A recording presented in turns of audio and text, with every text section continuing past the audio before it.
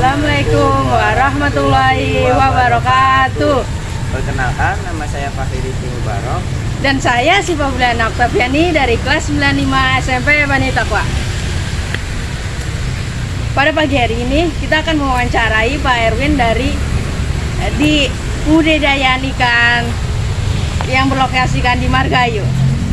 Yuk kita simak video wawancaranya.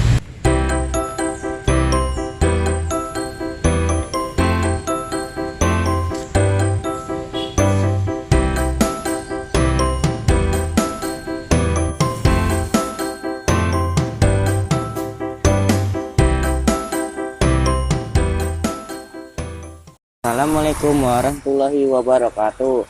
Perkenalkan, nama saya Fahri Rizky Mubarok, kelas 9 dari SMP Bani Takwa. Boleh perkenalkan? Ya.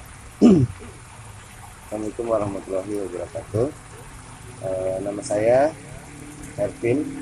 Ya, kebetulan saya di Program RW 20 ini memang ditunjuk untuk sebagai ketua pengurusan lah. Jadi memang saya yang bertanggung jawab di Program RW 20. Pak, kalau boleh tahu bagaimana sih tahapan budidaya ikan nila?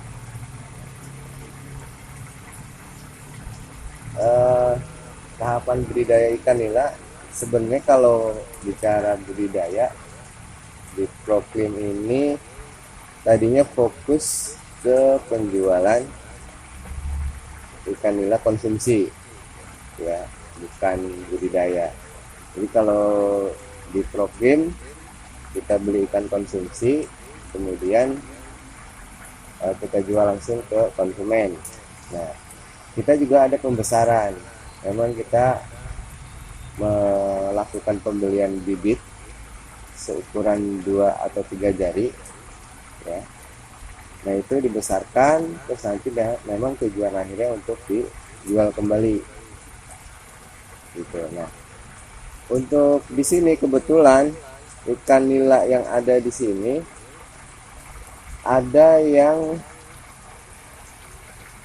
beranak atau berproduksi secara sendiri, tidak melalui pemijahan atau tidak melalui campur tangan kita manusia gitu. Jadi memang mereka berkembang biak secara sendiri.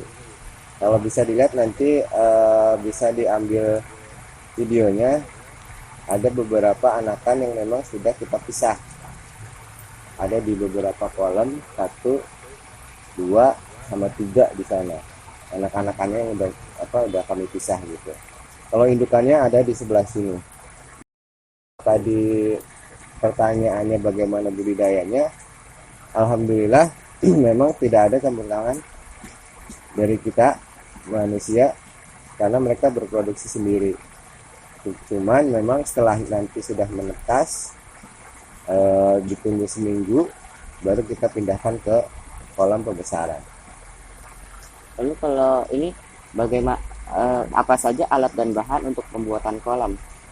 Kalau alat bahan bahannya ini karena memang kolamnya kolam semen ya, terus waktu itu ada bocor, kita siapin terpal sesuai dengan ukuran kolam, lalu kemudian kita siapin semacam pompa air ini untuk gunanya untuk penyaringan. Terus kemudian ada, bisa dilihat nanti itu ada penyaringan ikan. Lalu kemudian kita juga lakukan pembersihan air atau kolam secara berkala. Itu aja kalau untuk bahan dan alatnya. Yang lalu tahap yang kedua, bagaimana cara memilih benih yang baik buat budidaya? Nah, kembali lagi ini benih yang baik sebenarnya. Kalau untuk benih yang baik, pertama sehat di ikan. Ikannya sehat tanpa cacat. Terus kemudian proporsi dari ikannya sendiri. Jadi mungkin dari bentuk tubuhnya. Kan kadang kan ikan ada yang cacat bentuknya, terus kemudian ada yang ada penyakit. Nah, dari situ. Tapi kalau untuk di Proklin sendiri kita nggak ada pemilihan itu, karena memang mereka berkembang biak secara sendiri gitu. Kalau boleh tahu, tahap yang ketiga kan penebaran benih.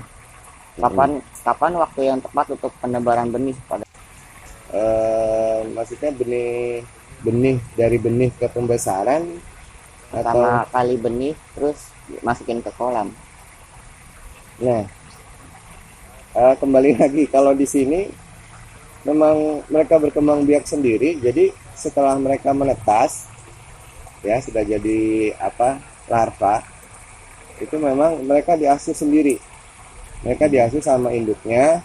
Kalau nanti ada mereka bergerombol, kebetulan ini lagi nggak ada ya yang kecil-kecilnya, yang anak-anak yang baru netes. Mereka bergerombol, dan kalau nanti sudah menjelang malam atau sore, itu biasanya induknya mengamankan anaknya itu dengan dimasukkan ke mulut induknya. Cuman memang kalau untuk pembesaran benihnya itu setelah lepas dari induknya sekitar 1 atau 2 minggu, itu baru kita pindah ke kolam pembesaran. Jadi seperti itu. Yang keempat, bagaimana cara mencegah hama dan penyakit dalam budidaya ikan nila? Kalau untuk hama di sini itu biawak biasanya. Biawak, terus kodok juga kadang suka makan itunya makan ikan-ikan yang kecil. Terus kemudian kadang suka ada laba-laba yang besar, itu suka nyari makan juga. Nah cuman kalau untuk hamanya itu paling kita usir atau kita bersihin itu.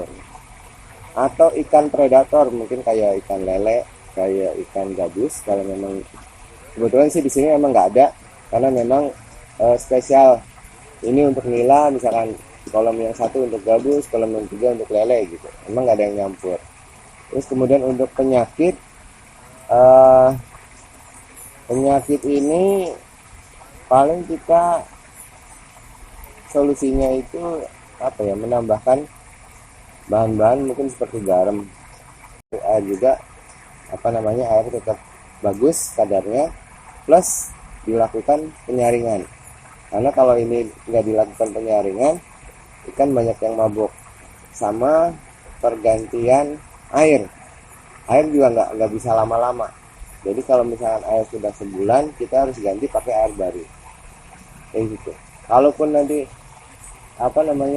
ditambah air hujan, nah itu kita juga harus cepat mengganti air, karena air hujan itu kadang menimbulkan zat atau asam air itu naik. Jadi kita harus ganti pakai air yang baru. Kalau boleh tahu, kapankah waktu yang tepat untuk pemberian pakan dalam budidaya ikan nila? Kalau pakan biasanya di sini itu pagi ya kan, pagi, siang itu pun menjelang sore. Karena kalau kesorean itu kadang nyisa gitu. Jadi minimal 2 kali, pagi dan menjelang sore. Apa saja pakan yang bagus buat budidaya ikan nila?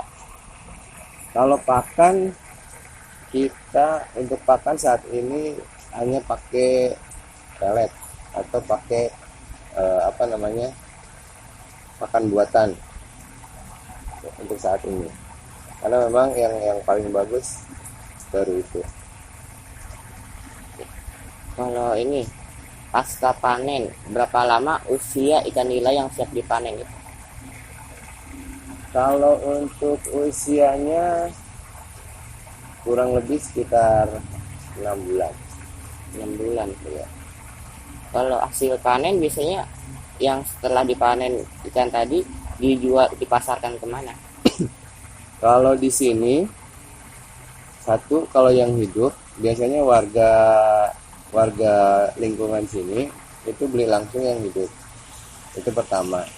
Terus kita juga ada produk frozennya, itu tergantung dari permintaan konsumen mau di bumbu atau tidak, itu satu.